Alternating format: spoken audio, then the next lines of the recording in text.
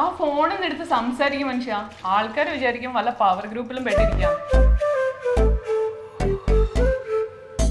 Hello hello അളിയാ, ഓണായിട്ട് എന്താ പരിപാടി?